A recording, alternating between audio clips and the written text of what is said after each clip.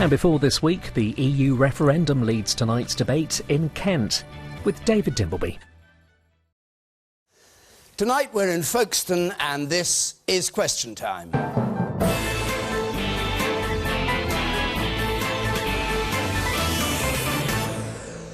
And welcome to you, whether you're with us by television or radio or in our audience here, and of course to our panel. Tonight, the Leader of the House of Commons, one of 4 cabinet ministers campaigning to leave the EU, Chris Grayling. Labour's shadow Foreign Secretary supporting Remain, Hilary Benn. The leader of UKIP, Nigel Farage. The Daily Telegraph columnist and a Brexiter, Alison Pearson. And the comedian campaigning to remain in the EU, Eddie Izzard.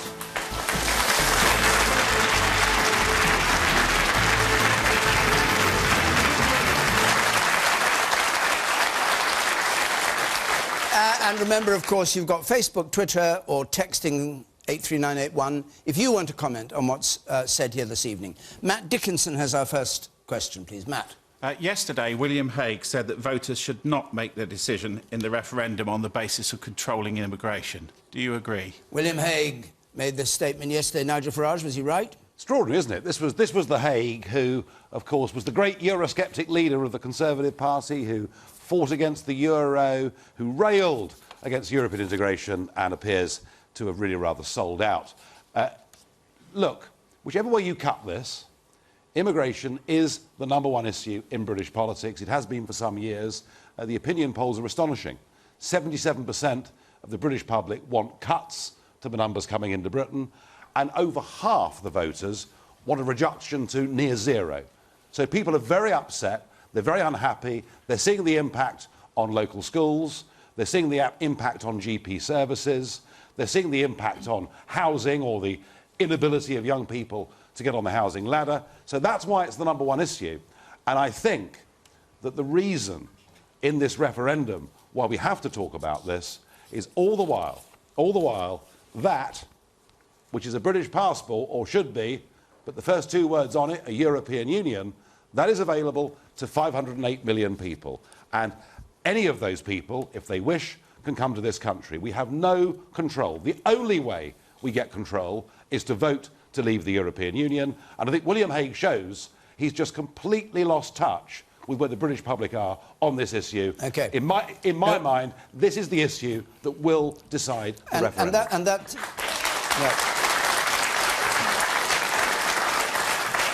that's why you said it didn't matter if we weren't slightly richer by leaving, as long as we cut immigration. What I said was this. There are reports that say that we're better off with mass immigration. There are some reports that say we're slightly worse off economically with mass immigration. But to me, there's an issue called the quality of life. And I think that matters more than money. It's about thinking our kids and grandkids can have what we've had in terms of access to local healthcare, in terms of our kids getting into local primary schools, in terms of our overall quality of life. And that, David, I think, matters more than GDP rising by 1% per annum. No doubt we'll do this.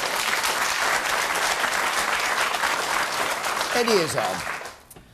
Well, between 2001 and 2011, EU migrants put in 20 billion into the EU economy. They put more in than they take out. I know people are concerned about immigration, but we've got to look at the facts. These facts are in front of us. I mean, Sarah Wollaston, she exited the Brexit campaign today because she said that the figures that are coming out from the Brexit side are coming out false. And she said, and she's GP, she said, like the NHS, a lot of information was stoked up about the NHS, and she said it's not true, it isn't true. So she has actually left the campaign and she's joined the Remain side. There are skeptics, Eurosceptics, that are joining the Remain side, even though they're still skeptical, because they see the economic problems of pulling out. We pull out, we are going to go into recession. Brexit is almost an anagram of recession. If you put 2 S's into the word Brexit, it's Brexession. They almost designed it that way. What's that got to do with immigration, Eddie? Wasn't that the question? Well, no, the point is immigration. If we pull out, then we become Norway. Norway still has to have the free movement of people in. So we become Norway, or are we going to become Albania? No, if we become Albania, the Prime Minister of Albania wants to join the EU, or we become Canada. The point is, you are from an immigrant family, and you're married to an immigrant. Why are you so against immigration when it worked for you? Because we have to control it. We have to control it. Hang on. Hang on. You grew up You're French Protestant from one side, you're German from the other side. Yeah. You should be the champion.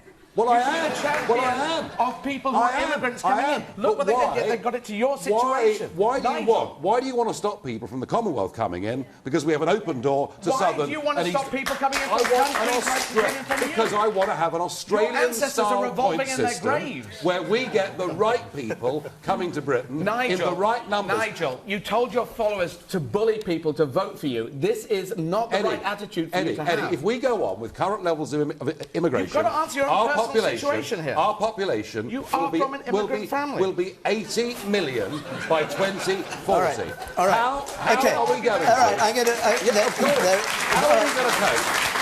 There are three other people at the table. I'm going to go to one of them. How do we Hilary Benn, your turn. All right, 80 million in 25 years' time. Hilary Benn, your turn. That's the question. I'm the son of an immigrant. Now, Nigel, you say that you want an Australian-style point system. Yes. What has it done in Australia? It's increased immigration. Now, let's tell each other the truth. It's a very important issue, and you're right that people have concerns, and there are pressures in particular communities. But the truth is, there will continue to be immigration, whether we remain in the European Union or leave the European Union. But why can't you make your decision on the basis of controlling immigration? Which is what the question I was asking. To come to that directly, I don't think it's wise to make your decision just on that basis for this reason. The price we pay for leaving will be to damage our economy. It's very rare to get so many economists to reach agreement, 9 out of 10, to get all of the surveys of business opinion. The IMF, the OECD, the World Bank, the Governor of the Bank of England. Now, if you think they're all wrong, you have to be pretty confident that they're all wrong. How does damaging our economy, making life more difficult for people, putting up prices if the pound falls, how is that going to help deal with the problem of immigration? It isn't. And I make one other point. 1 in 5 of our care workers in this country come from outside the United Kingdom. Outside the United Kingdom. We have a demographic time bomb. More of us are getting older. We're going to need care. So that is why we will continue to need immigration. And what most people would say is, as long as people come here, they work, they pay their taxes, and Eddie is absolutely right, they contribute more into our economy than they take out. You know what that money goes on? Helping to pay for our schools and our NHS. OK, let's hear from some... I'll come to you, Chris, next. But, yes, in the third row there. No, I don't think anyone's putting into question that immigrants have had a fantastic, had a great impact on the economy. But there has to be a limit at some point. If you're going to leave that to the chance and to the decisions of the European Commission, essentially, and the decisions to the discretion of the people from those countries, you could have an unsustainable model, essentially. The only way to gain control of our borders again is to leave the European Union. But do you think that's the most... You see, William Hague was saying that isn't the issue to decide on. Do you think it is the issue to decide on for you? I wouldn't say it's the main issue. The main issue is our democracy, but it is an issue nevertheless, and I think it's wrong to undermine people's concerns about it because communities have been affected by it. OK. If communities are worried... sorry, the woman there, yes. My whole problem is with the Out campaign as a whole. As a young person, I'm just seeing like this scaremongering about immigrants and why I should be voting Leave because of that. Are there any other reasons why, or is it all just solely on this problem of immigration, which personally I haven't experienced? Chris Grayling, you answer the Hague, could you? No, it's not entirely about immigration. It's about the future of our democracy. It's about our trading relationships around the world. It's about being part of a continent and a union that is being left behind economically. It's an ever smaller part of the world economy. There are opportunities out there we're not taking part in, we're not taking advantage of. But it is going to be a key part of the decision-making. And why it matters to you is this. There are many, many people who come to the United Kingdom who play a big role in our country.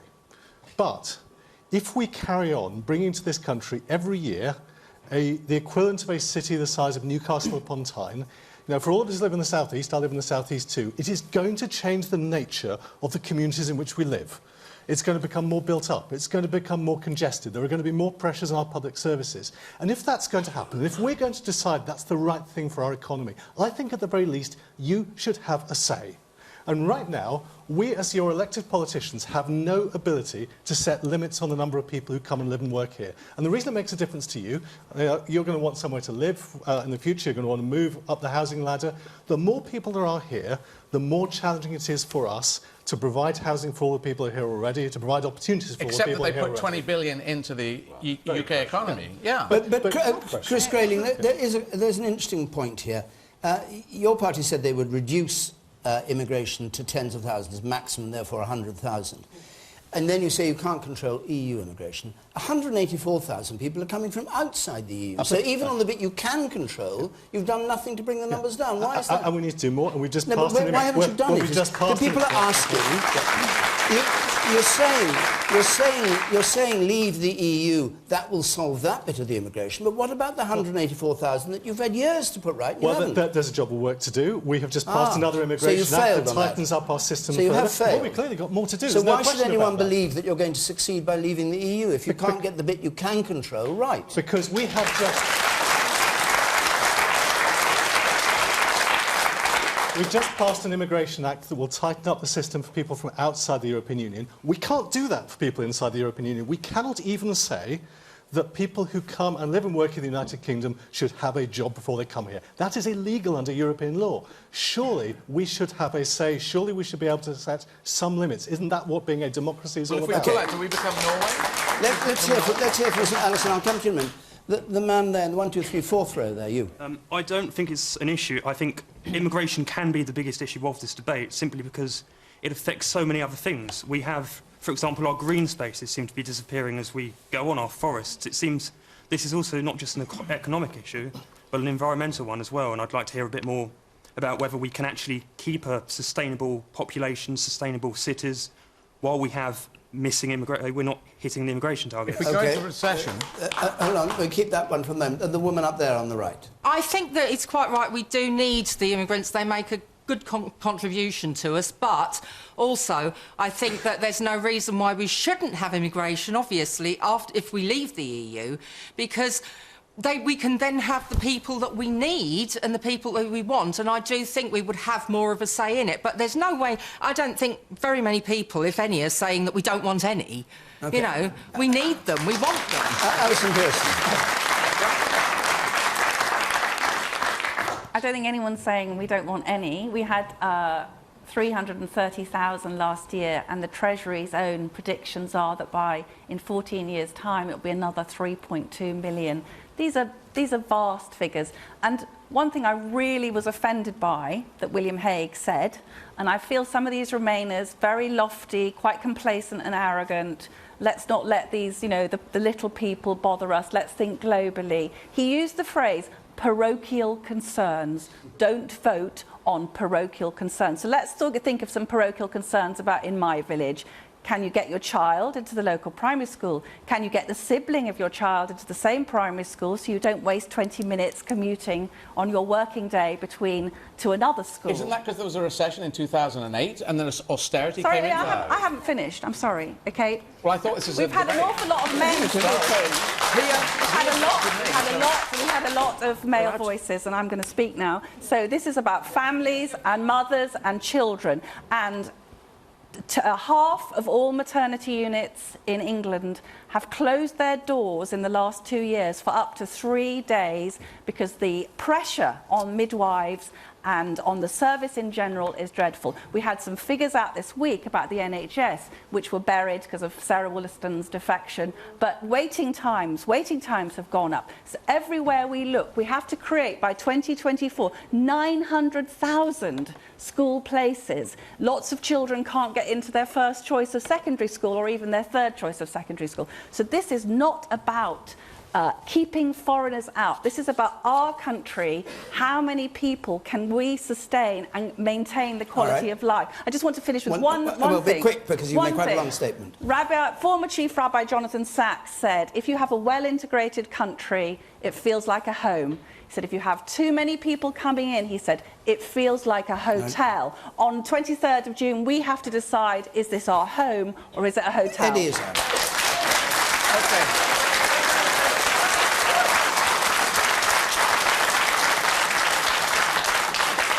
I just want to say to the people, folks, the people of Britain, let us not forget a recession happened in 2008, a subprime capitalist recession. It came in, the Tory government decided to do austerity all across the country. Don't let's make the EU a scapegoat where we just lash out at the EU. There was a recession on, and austerity is your policy, and that's why people are hurting. The Secretary General of the TUC and all the major unions are saying, let's stay in the European Union. And for God's sake, isn't it about humanity? We're trying to move forward in humanity. We're trying to head towards a world where everyone has a fair chance. The United Kingdom came together, and that's what we're trying to do in the European Union. Let's head forward, not backwards.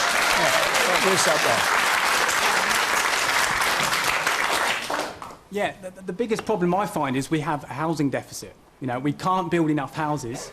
A government in a term will set a figure. We can't reach it. We're not getting anywhere near it. And we're talking about the mass immigration that's coming forward, which we shouldn't be looking at. We should be looking at actually housing some of our former veterans, for one example.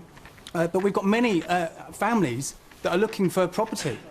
There's just not enough. So, yes, immigration is a good thing, but mass immigration is not a good thing. And an Australian-style point system will be the fix of this country. So you're with Brexit. What about the woman with spectacles in the middle? Hold on, Nigel. Hold on, Nigel. The woman with spectacles there. I'll come to you. Yeah.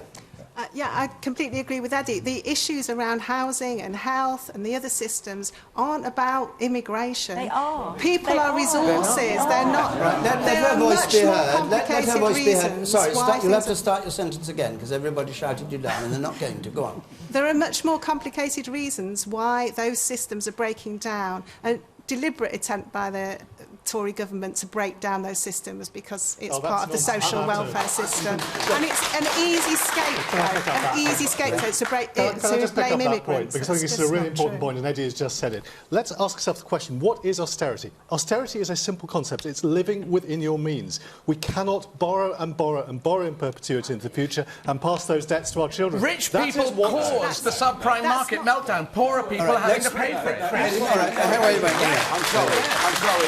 All right, Nigel, on the housing a very odd place with this. The housing crisis has nothing to do with what happened to the banks back in 2008. And it does have to do with demand and supply in a marketplace. Think about this. At the moment, we have to build one new house every 4 minutes, night and day, just to cope with current levels of immigration. I would say that is wholly unsustainable, and what we need to do is get the net figures coming into Britain back to an acceptable number so that our young people have got a chance of getting on the housing ladder. Presumably, I'll come to you, Hillary.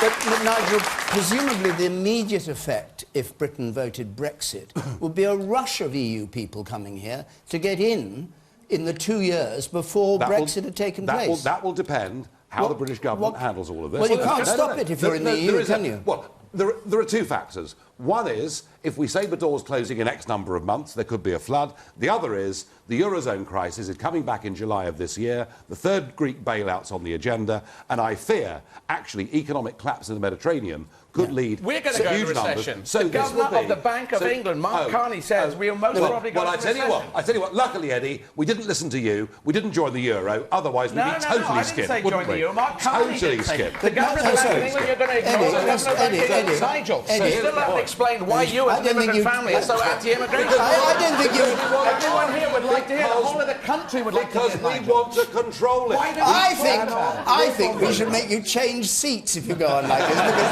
Now, look, you put a secretary. I know. But I'm going to come to... No one's fighting here. No one's actually getting out guns and arms. That's what the EU was set up to do, to make sure no one will...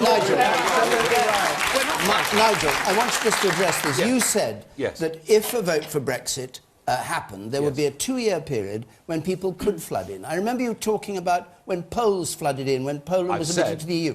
No, hold on a second. So it could be argued that actually you would have a steadier rate, a more controlled rate of immigration into Britain by remaining in the EU and simply relying on the spread of growth in the EU for it not to overwhelm this country in the way that you say it will. Whereas Brexit might have the exact opposite effect. Let's just get one point clear. As members of the European Union, there is no control whatsoever over the numbers that come from the European Union. And that, I think, is why Mr Cameron is getting so ratty in this campaign. But you're a member for another 2 years, aren't you? He was elected saying he'd reduce net migration to tens of thousands a year. As an EU member, we have no control. Okay. That's the point. Hillary Benn. All right, we'll come to the economy. I'm going to come to the economy. Ever an answer? You're just going to politically avoid it? Probably. Hillary Benn. Because we want to control it. Avoid the vote. Your grandparents, they didn't stop them coming in. Right. Hillary Benn. Well, I think there's a bit of a problem controlling the panel. But anyway, look, the point is this. What nobody, I think, understands is, I mean, you talk, Alison, about the pressures, but how does damaging the British economy help us? Well, now, Nigel, you say, come on. A moment ago, you said, well, if the price we pay is a bit less in GDP... Yes. That's what you said. Because GDP per capita matters, Hillary, not GDP as a whole. Because that's what you said. Yes. Now, you mentioned the 2 years. David, your question to Nigel was about the 2 years. If we vote to leave, the clock starts ticking on 2 years. If we haven't negotiated a new trading arrangement with the European Union in 2 years, and you said this yourself, Nigel, we revert to what are called World Trade Organization terms. Do you know what that means? Every day we export nearly 2,000 cars to Europe. Currently they enter Europe tariff-free. When America and Japan try to sell to Europe, they pay a 10% tariff. We would start paying the same tariff if we exited and were on WTO terms. Do you know what the tariff would be on fruit? It would be 22%. All right, now look. Damaging our economy is not going to All right, help us. everybody, calm down. Everybody, calm down. It's not going to help us. Quieten down, please, panel, because otherwise the audience will get so cross they'll walk out. They'll do a Brexit. And I would ask you just to take it in turns so that everybody can hear what you say. And let's go on to a second question, which is about the economy, which is what you've been gradually coming round to. Just before I do that, I want to tell the audience at home we've got 3 question times during the next week. Michael Gove is on his own against a question time audience on Nottingham, or with, I should say. There's a regular Thursday question time in York, and there's another question time with David Cameron from Milton Keynes on Sunday. And then there's a kind of week's pause while we vote. And then we're going to be in Preston on June the 30th. So if you want to come to any of those programmes, the details are there on the screen. Now, let's try and have a civilised debate and go on to a question from Dean Onslow, please. Dean Onslow. The Eurozone seems to be lurching from one economic crisis to another. Should we not distance ourselves from future economic risk? The Eurozone lurching from one economic crisis to another. So, Hillary Benn, it rather picks up with the point that you were making when I stopped you, so you could pick this question David, up. thanks very much. Look, the most important point is we are not in the euro. We're not. And it was the last Labour government that decided we're not going to join the euro, and I can see no circumstances in which we ever would. So, yes, there are problems for the eurozone, but it's a demonstration, actually, Nigel, of our sovereignty that we didn't join the euro. We're not in the Schengen free passport area. We're not affected by ever closer union. Now, we are the 5th strongest economy in the world. But you decried, Chris, you decried the European market. You said it was fading and falling.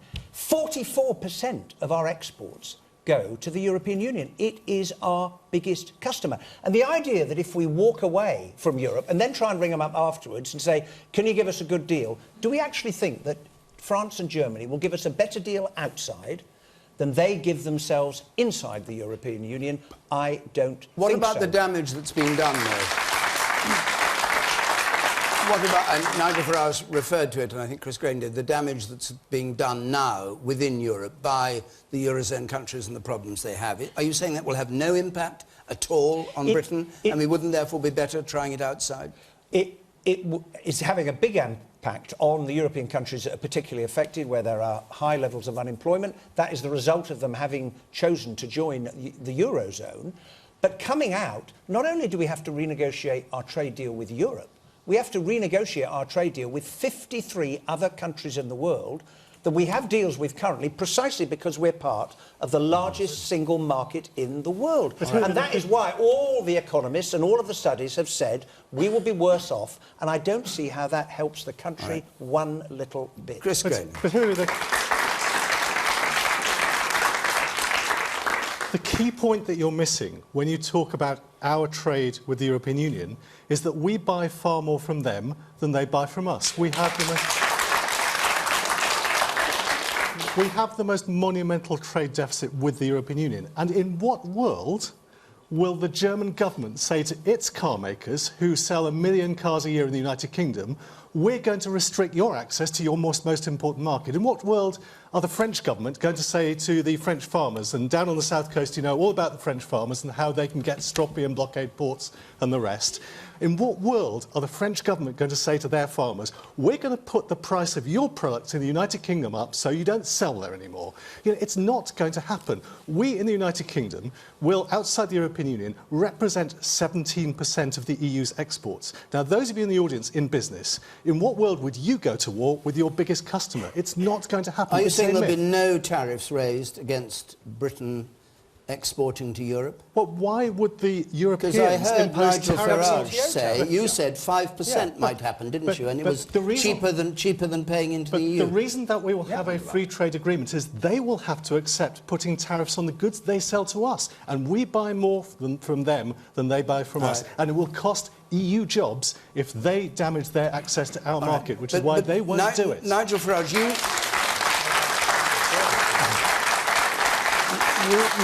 seem to think there is a possibility of tariffs being raised, David, but you said 5%. What I'm saying is this. What did we join just over 40 years ago, and why did we join it? We joined what was sold as a common market. Anybody here aged over 58, though they were warned by Hillary's dad that it was all a con job, and he was right, and he really was, but we joined a common market. My mum and dad voted for tariff-free access. David, that was the point. A post-war world, a post-Wall Street crash world of very, very high barriers, particularly to manufactured goods being sold between countries. So we signed up to get rid of tariffs. And that was great. And in the short term, there's a strong argument to say the common market was good for the British economy back in the 1970s. Can you come to the question I put to you? You accept there might be 5% tariffs. The argument that is now being made by our two Remain panellists out of 5 is, well, just shows you how things have moved on, doesn't it? In the old days, it was only me, so I'm delighted to have some company. Well, then, why don't you answer that question about your family? Why aren't you very positive about immigrants? No, I mean... I think you're beginning to bore people with this, I really do. You've never answered it. If no one brings you to task, Nigel, you never answer the question. You're just avoiding it. We believe in sensible, controlled immigration, all right? Never answer the question. So can we please not hear that nonsense again? You're from an immigrant family and you just don't care about immigrants, so... That really is childish. No, that's you. That's your family. Nigel... Can we answer this question? Nigel, can you just answer the question? Okay. Wait, I want to repeat it because you haven't answered. Are you saying there might be 5% tariffs put on British exports? We joined for tariff-free access to the European market. Yeah, we've got that. 40 years on, we have tariff-free access to the single market in a world where tariffs that were up there are now down there. The costs of being part of the single market cartel far outweigh any savings from tariffs. Even if tariffs were put on our goods, the total cost of that will be lower than our net contribution. So my argument is the worst case scenario is better than where we are today. And as Chris quite rightly says, the German car manufacturers will go on selling their cars in this country, and I'm going to go on drinking French wine, and we'll go on doing business with each other. The man up there at the back. You're at the very back. It's not actually about, is it 1% of GDP? It's actually, how do you as a country want to govern yourself, and do you want to tie yourself to a certain number of other countries that happen to be nearby, or do you actually want to trade with the world? But we can do both. The truth, sir, the truth is we can do both. The idea that we're facing a choice between either trading with Europe or the rest of the world. In the last 5 years, what's happened to our exports to China? They have doubled.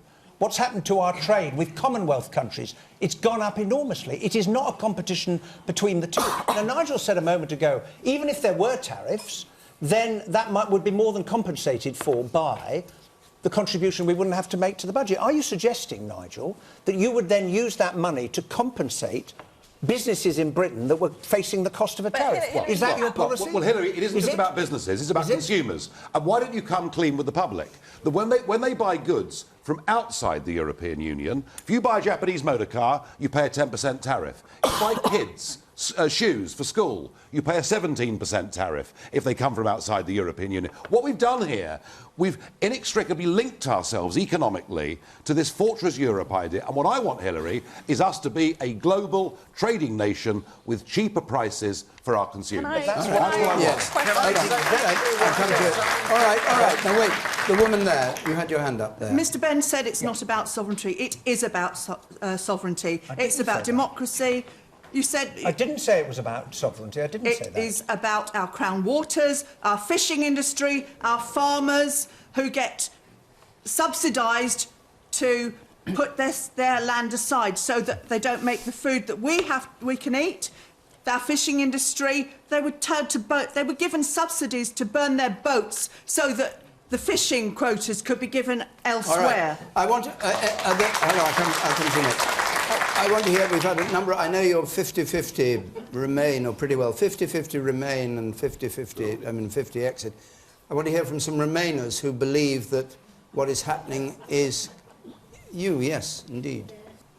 I'm not British citizen, and this really, really scares me. I've lived here for a long time, and what I hear tonight actually worries and scares me.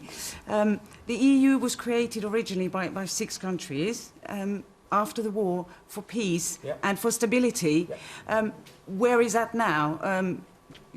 UK joined later, joined in 73, hopefully for the same principles. Where are those principles tonight?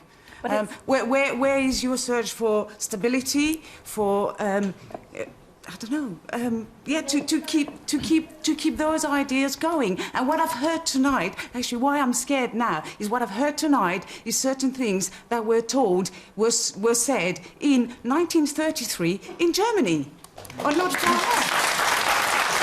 Alison Pearson. Can I come in at any point? It's all about immigrations, and that really scares me because it's not about that. And those were used in 1933 in Nazi Germany. It's not the United Kingdom that's doing this. Okay, let's go back. So who's doing it? No, all right. Can you let Alison answer? So it's the European Union. It's Brussels. Yes, it is Brussels, because they are possessed by this ideal since the Eurozone was created. If we look across Europe, Europe is in a terrible economic mess. And Eddie used the word earlier, humanity.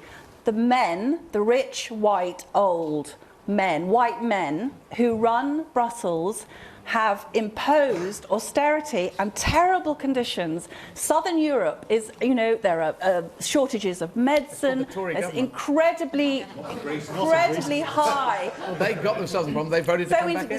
So this idea of peace and stability, if you look across Europe, you see lots of countries going to the far right, going to the far left. This is not caused by the UK. This is caused by Brussels, which has not listened to the will of the European people. And in 2005, France and the Netherlands voted on the European Constitution, and both countries resoundingly rejected the European Constitution.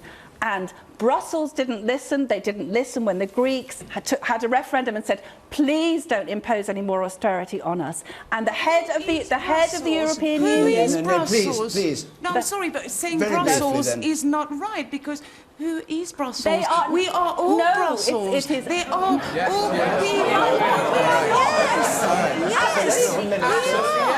They are people. All right. Can we have a little silence? Eddie Izzard and Nigel, if you would not interrupt him, I promise. He promises not to interrupt you next time. It's a deal. Eddie. It's a deal. It's a truth. We'll answer that question of you later. Let us not forget, we have to head towards a world where all 7 billion people have a fair chance. We have to head in that direction, because otherwise despair is the fuel of terrorism, hope is the fuel of civilization. We've got to be putting hope into the world. We, the United Kingdom, we used to kill each other in all sorts of wars, and we gradually came together to live together and work together in some shape or form. What that form is, Scotland is still deciding, but they will peel off. If there's a Brexit, they will be going, and then Wales could well be going. That they won't. You're sure, Alison? You're sure? How can you be sure? No, they can't afford to go. They will do that. They will wait their time, and then they will peel off. But the point is that what we're doing in Europe is the hardest thing that's ever been done. No continent has ever done this before. This is not the American model. 2,500 years of murder from Alexander the Great to World War II, and then we said, let's not do it again. And it's not scaremongering, because World War I was not called World War I. It was called the Great War, the war to end all wars. And then there was another one. Yep. So that's why we set up the European Union in the first place. Whatever name it was, we were trying to make sure we were reaching out like this and not like this. And I feel the Brexiters are all doing this, and I am doing this. That's why I'm running marathons. That's why I'm transgender. I came out 31 years ago. I'm trying to be brave. I'm touring France in French. I'm touring Germany in German. These are positive things. I was there on D-Day, playing the shows, celebrating 72 years of peace and commemorating people who fell on that day. And what do you say to the question Dean Onslow asked? That one? No, Dean Onslow's question was that the Eurozone lurches from one economic crisis to another. Shouldn't we There's a keep recession. separate There was a from it? recession on. Did we just all lose memories? Remember that recession happened? And it goes in there, and we're trying to make it work. All right. We're trying to make it work. We've got to head forwards and upwards. OK, Chris Grading. I'll come to you in a minute. Chris Grading. Well, I mean, my view very straightforwardly on this is that the European Union is being left behind. It is a diminishing share of the world economy. If you look at where the exciting developments are happening around the world, they are in Asia, they're in the Americas, they're actually in the Commonwealth. It is a nonsense that we, as the principal country in the Commonwealth, the lead country in the Commonwealth, cannot even negotiate a free trade agreement with our own Commonwealth partners. And the reality is that we will carry on... We'll carry on trading with the rest of Europe, as we do now, because we buy more from them than they buy from us. But it is a reality that we have a trade surplus with the rest of the world and a huge deficit in Europe. The opportunities are elsewhere. Let us not shut ourselves off from them in an economic bloc that is going backwards.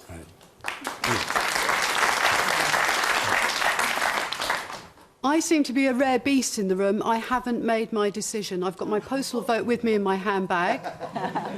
And perhaps I'm the only one that's not being fought at from both sides. But what I actually want you to do is give me clear guidance about what could make a difference to my life and what could make a difference to me and my grandchildren, and help me put the cross in the box tonight. And do you not feel you get this from hearing people talk about it?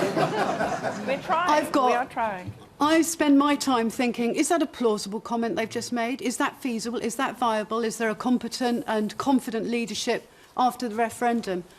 I regret, at present, I do not know, and it may be a tactical vote or purely at the last minute, close my eyes, and I feel utterly ashamed to say I cannot make my mind up, and I want you to help me. So I think the key thing that you should bear in mind, on June the 23rd, we live in a country that has given away and is continuing to give away and will carry on giving away more and more of its ability to govern itself. And I want my children to live a life in a country, and I hope you want your children and grandchildren to live in a country that looks after its own national interests, is free to take decisions in its own national interest, is not in a place where most of its laws are made in another place, and where we have no control over things that make a material difference to all of our lives. And would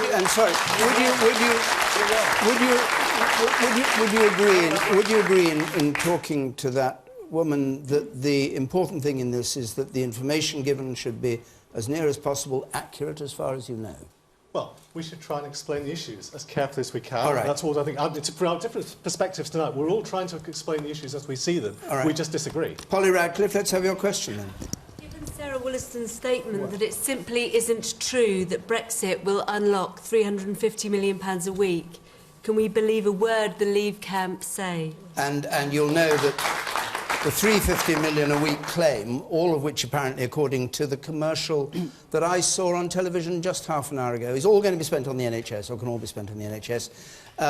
Some people think and say this simply isn't true. Perhaps you should answer that.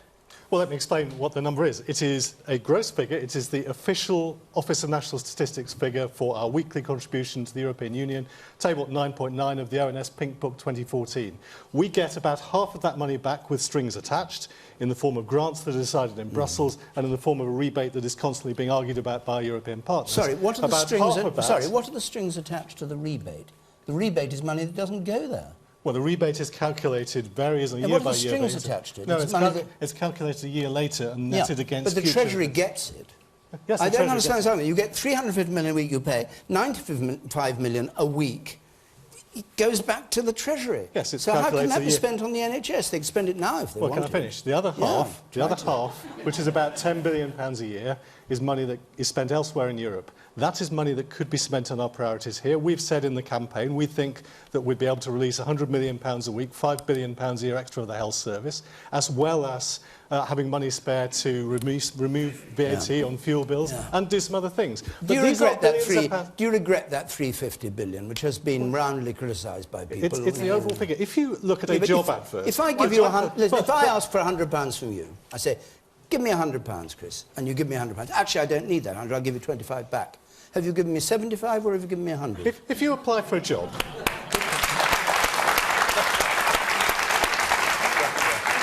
If you apply for a job and the salary in that job is set out, it doesn't say £30,000 from which we'll net off your national insurance, we'll take off money for your income tax, and by the way, remember a pension scheme, so it's actually £23,000. The advert says the salary is £30,000 a year. Our contribution to the European Union is £350 million a week, of which we get some back and some we don't get back. Well, Chris, you've struggled to try and explain away what is clearly untrue. And look, for me, when the chair, a Conservative MP, who's the chair of the Health Select Committee, as Sarah Wollaston did yesterday, comes out and says, I can no longer go along with this because it simply isn't true, that tells us something about the character of the Leave campaign. But I also wanted to respond to the point that you made, Madam, in looking for guidance as to how to vote. Because, look, I'm a father of 4 kids and a grandfather. And for me, this is a decision about the future for our children and our grandchildren. Everybody always says that. Disagree. Well, I'm going to say it. I mean, everybody's got children and grandchildren. Yeah, but the point I'm going to make, David, I know it's nothing special. I know it's nothing special, but Chris is absolutely wrong when he says that the way to safeguard our future is to isolate ourselves from 27 of our nearest neighbours. If we're going to deal with the challenges we face in this century and help our children and our grandchildren to do that, we have to work in collaboration with our neighbours to tackle climate change, the threats from terrorism. And I was really sorry, Alison, when the Brussels bombings were taking place, you tweeted about Brexit. Because I tell you, when our neighbours are being blown up by terrorists, we should stand in solidarity with them. We should not run away because we are stronger by doing so together. Sorry, what did she tweet? What did she tweet? You made a reference to Brexit in that rather infamous tweet, Alison, didn't you? Well, I think that when we have other countries have very weak security, what happens is that people from those countries, because they're in the EU, can come to our country. What did you say in the tweet? Sorry, for those who don't know what you said. I said that Brussels, which is the capital of the EU, has just seen this de facto capital of the EU is also this nest of jihadists. That's what I said. And we have also just seen recently. We are British people. We don't run and hide from stuff like this. We didn't in the 30s. We're not going to do now. We can stand shoulder to shoulder with the Belgians and the French. Recently, we have found out that 2 of the ringleaders of the Paris bombing and the Brussels atrocities had come to the West Midlands and have come through Kent, I think, actually. So that we are not safe about So Brexit would make us safer? Brexit would make us safer, yes, absolutely. How? Because they wouldn't have one of these, Hillary. They wouldn't have a European Union passport and be able to travel freely. That's the point. What makes us safer is cooperating with our neighbours to exchange information. To support our security services and the police. That's what will make us safer. OK, let's hear from some more members of our lively audience. You, sir, with spectacles on there. That's you, yes. Just on this point of the 350 million figure, the real, I think, problem that's been covered up there is actually that we can't put that money back into our NHS or anywhere else straight away because actually actually, I mean, from a Remain point of view, actually, you'd lose that money is offset by what you'd lose in GDP and what you'd lose in tax returns from immigration. So actually, the gain you get is offset by what you do if you leave. So OK, can I yeah, briefly. Just quickly, exactly what you said. The 350 million, they give us the half back of our money, but they decide where it goes. So, for example, they don't decide where the rebate goes. They absolutely decide where it goes. Where the rebate goes. They don't say where to spend it. They do. It goes to the Treasury. No, it doesn't. Oh, really? What do they say? No, they say we'll give this grant to the CBI, we'll give this grant here. So, say for example, Nigel, just a fact check here for us on the Brexit side. Is it true that Nigel? Sorry, no, just do my bidding for once. Can you just fact check what she said? Is it true that the rebate that the EU tells us where to spend the rebate? No. I've never heard you say that. No, it doesn't. But the rebate is up for constant discussion, and our rebate keeps being chipped away at as the price of other deals. Look, can we just get to the truth of this? 350 million a week is wrong. It's higher than that. It's higher than that. If you look, but I think the trouble we've got here is we're expressing things in billions and hundreds of millions, and people get confused. Fact, absolute fact, from the 2014 official yearly statistics, cross-checked with the EU. We pay £55 million a day as a contribution. Some of that, David, is the rebate, which doesn't go, but our gross contribution is £55 million a day. In rebates and money that comes back in terms of grants and agricultural support, £21 million a day gets knocked off that £55 million. I think maybe the easiest thing for us to do on the Brexit camp is just to talk about the net figure. And the net figure is £34 million every single day, £10 billion a year, and I say that is too much, and we should spend that money here in our own country on our own people. Okay. Right. Now, hold on. I want to hear from you. I'm going to hear from some more members of our audience. We've opened up this discussion. Yeah, yes. so, not too long, if you don't mind. No, just make it that's sharp. a very small proportion of the total size of the British economy. I don't think we'd notice it, really. And not to the extent that you seem to think that we would. It's still a very small proportion. And if you're right, Mr Farage, if you're right, why is it that every time it looks like the Leave campaign is edging ahead, that the pound is falling? And it's not. Well, it appears to be. It does. The pound's gone up. Because the Remain campaign seems to strengthen. I'm That's sorry. why. Can we please? This is utter rubbish. The pound has been falling since July 2014. Because you may be taking us out of the EU. Since the end of March, when Brexit looked likely, the pound has risen by 4%. I don't think. Don't listen to this baloney. You were a trader once. I was. Speculation on currencies doesn't get you very far because it goes up and down, up and down, up and down.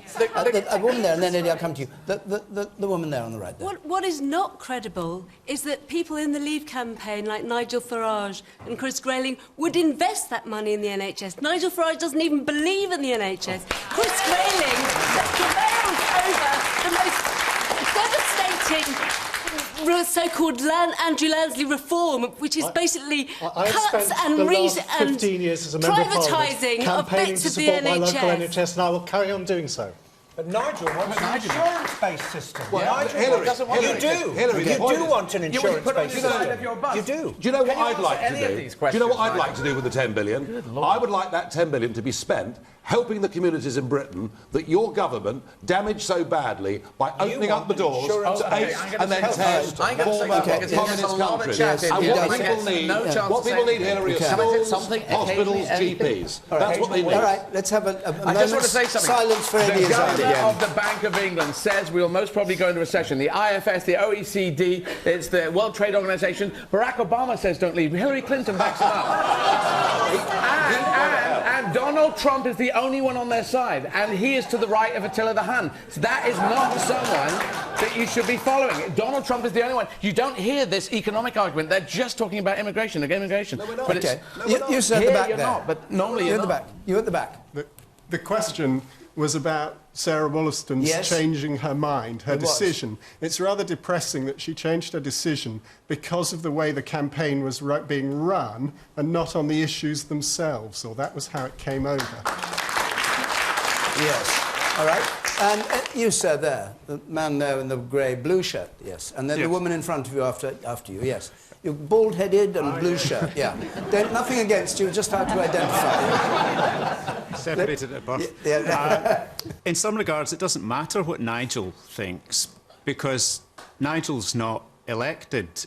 And with respect to Alison, if I don't want to agree with her views, I don't have to buy the Telegraph. If I disagree with Eddie's views, I can turn him off.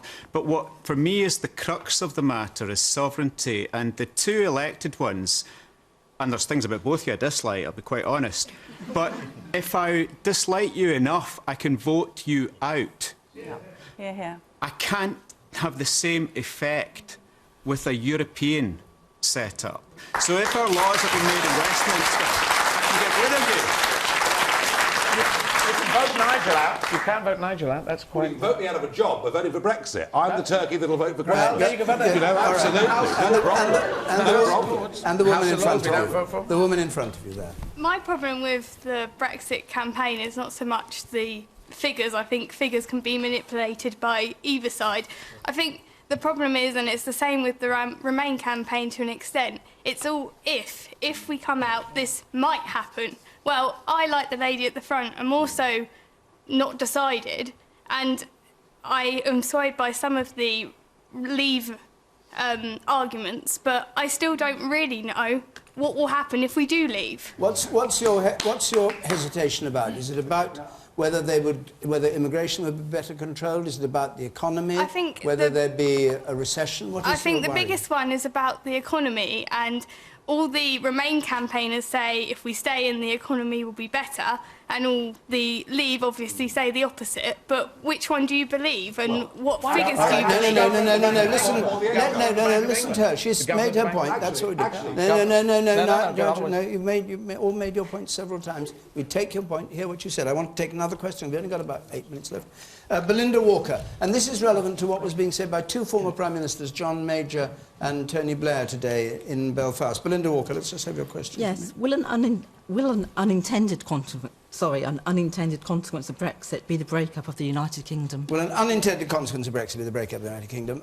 Eddie Izzard, you start on this. Yes, I think so. And Nicola Sturgeon said she wouldn't immediately do a referendum, but just look, I was up there. I was campaigning. I said to the Scottish people, please don't go. I got a lot of hatred for it, but I said, please don't go. But they're very positive on Europe. So if there is an exit, they will work out their time and then they will leave.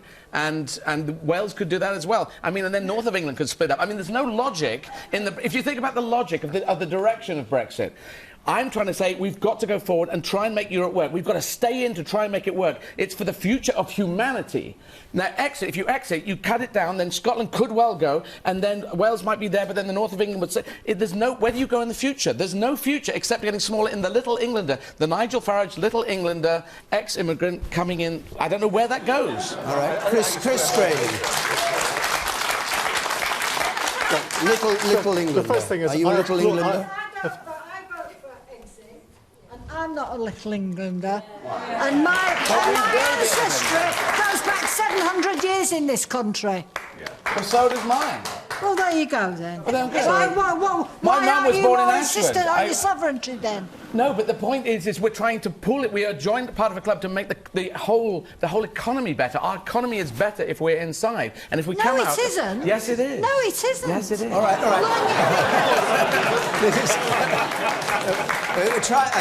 Try to avoid pantomime here. Chris Grayling.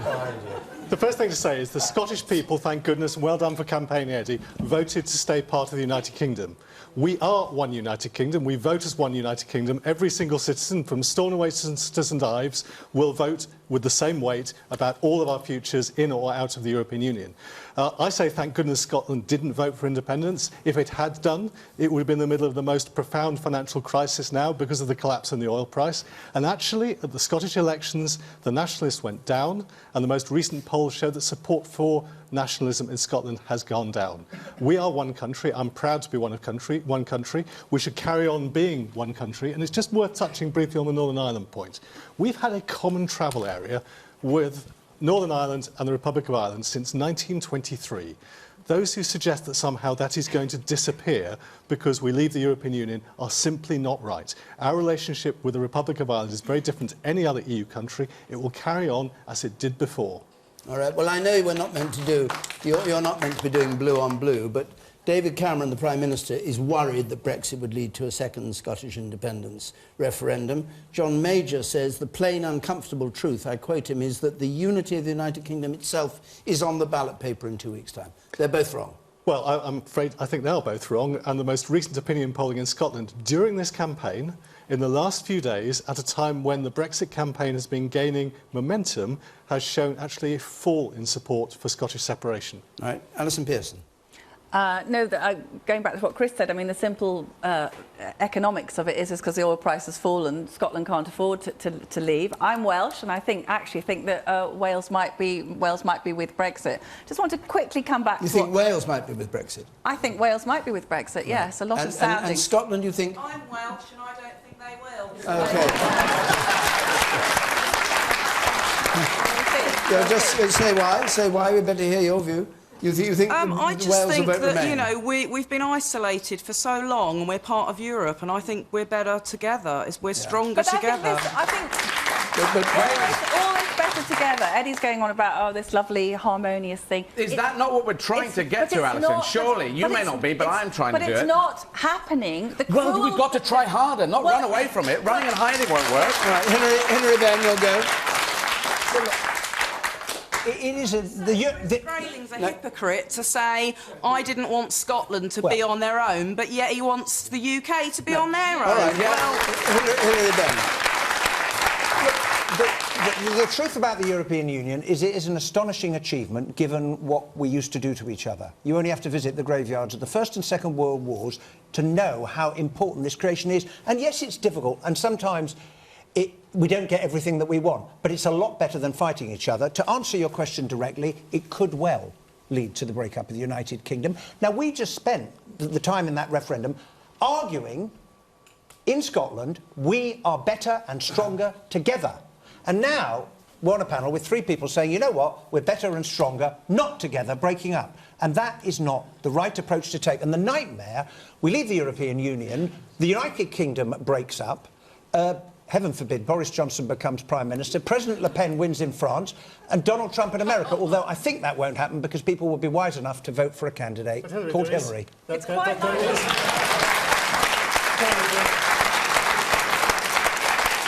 One of the key points is that we live and we are citizens of a country called the United Kingdom. We do not live in a country yet called the European Union. It may well be that it becomes something like a country, but we are within the United Kingdom. But we didn't in the old days. We used to be separate nations and we came together. That's what the world's got to be about. We've got to head in that direction. Nigel Farage. Where's the leadership? Belinda Walker asks, will an unintended consequence, or maybe it's an intended consequence, be the breakup of the United Kingdom? I don't believe it will. Although I have to say, as a Brexiteer, to see Tony Blair back in the fray, telling us what we should think and what we should do, yippee, bring it on. Let's see more of Blair, because his credibility is just about zero. The idea that Wales somehow is in love with the European Union, you're all in for a shock. Wales is every bit as Eurosceptic as the rest of England. And I also think in Scotland, you'll be very surprised. This idea that Scotland is massively pro-EU and England's anti-EU, what you'll find is the results won't actually be that different. And the idea that Nicola Sturgeon is going to hold a second referendum on separation from the United Kingdom with oil at below $50 a barrel, you may as well go and drink moonshine. It ain't going to happen. OK. Right, now we're just running out of time. She's going to wait her time, but that is a huge problem. They get 245 million net receivers in Wales, so that's why Wales should stay. 100 million goes into... Right. Yeah, I know, but that's a positive thing they get from the European Union. There's a woman in the second row here who's had her hand up right through the programme. And just before we end, I'll give you... All right, you argue with each other, but let's hear from her. Just 10 seconds, very briefly, if you would. Thank you, very briefly. Eddie, you've been banging on at Nigel about, him being an immigrant. Excuse me, Nigel is an Englishman. He's an English gentleman. He embraces the English culture. His family came through. Wait, I said we would give her 10 seconds. Eddie, You've nearly had your time. Sorry, can I not say more? Yeah, I told you. I can do a bit more. No, not much more. No. 5 seconds more. So, it's about the English culture. What's happening? The British, sorry, all right, the British culture. But do you mean English or British? Our UK culture, as we know it, as it is now, if we allow ourselves to just keep being invaded, we are getting diluted. All right, fine. We've got to stop. I'm sorry. I apologise to all of you who have your hands up, and I know I'm sorry, sir, not to be able to bring you in because we only have an hour, and hour's up. We have more programmes, though, because we're in Nottingham next Wednesday for a special programme with Michael Gove and a Question Time audience. We have David Cameron in Milton Keynes on Sunday next, with an audience, not this coming Sunday, the Sunday after. And those programmes are at 6:45 on BBC One, not at our usual time. And in between that, next Thursday, if you can keep up with this, which I barely can, our regular time after the 10 o'clock news, we've got a question time coming from York. That's next Thursday. And in the far, far, far distant future, after the referendum, we're going to be in Preston on June the 30th. Now, if you'd like to come to any of those audiences, the website address is there, the telephone number 0330 123 9988. If you're listening on 5 Live, as you know, the debate continues on Question Time Extra Time, and no doubt it'll be very lively, but here the debate comes to an end, sadly for most of us. My thanks to our panel and to all of you who came here to Folkestone to take part. So until next Wednesday at 6:45 with Michael Gove from Question Time, good night.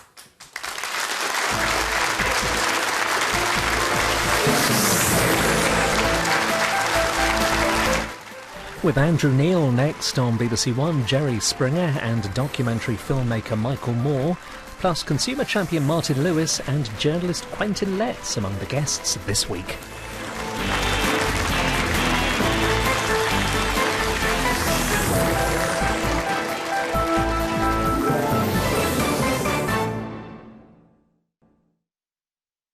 With